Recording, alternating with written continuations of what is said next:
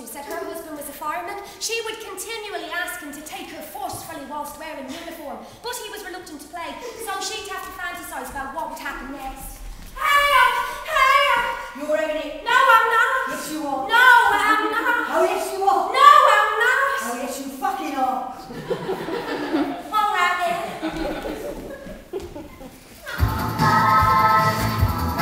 I need a hero. I'm holding out for a hero till the end of the night. She's gotta be strong and she's gotta be fast and she's gotta be fresh from the fight. I need a hero. I'm holding out for a hero till the morning light. She's gotta be short and she's gotta be soon and she's gotta be larger than life. I need a hero.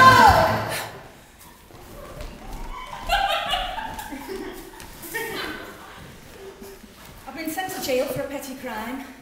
I knew the judge fancied me because she gave me a light sentence. I'm sharing a cell with a hard-nosed country rules our floor. I think she'd like a good licking, but, you know, I'm more interested in one of the screws.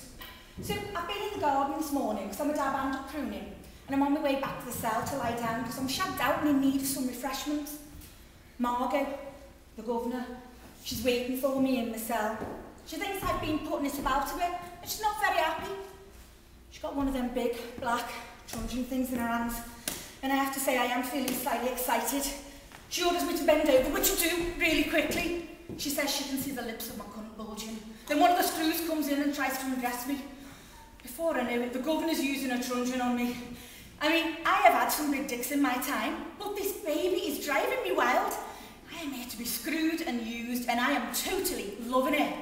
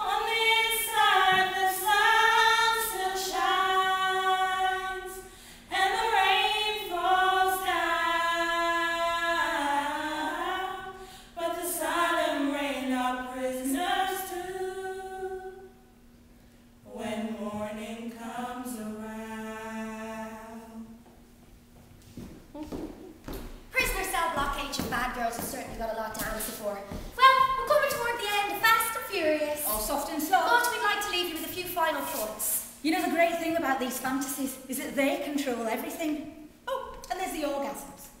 I mean, the orgasms, well, they're like the applause at the end of a really smashing performance.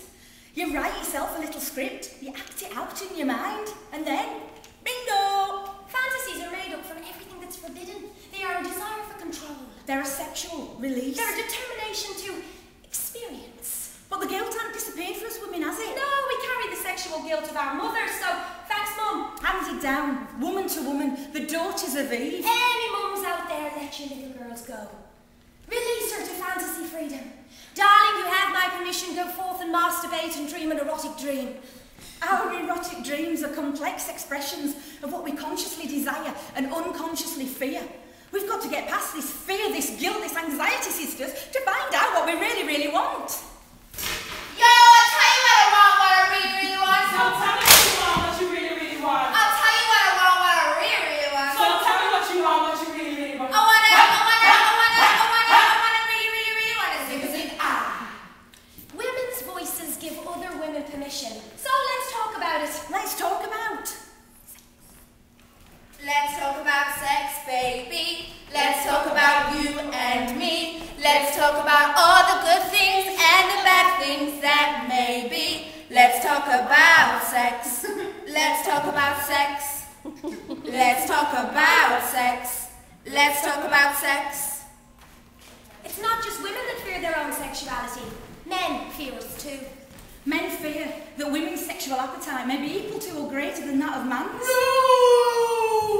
Of course, his biggest fear, maybe he can't satisfy her. No! Or maybe he'll become powerless, like with his mother. No!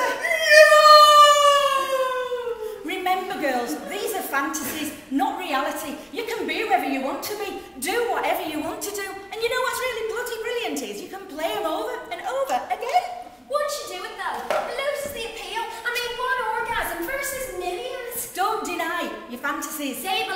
you. Your unique sensuality. Your mind, your erotic dreams. So, control that guilt. Lose the anxiety. Use the fear. Forget your mum. Conjure the characters. Set the scene. And fantasise. One stop. Orgasm.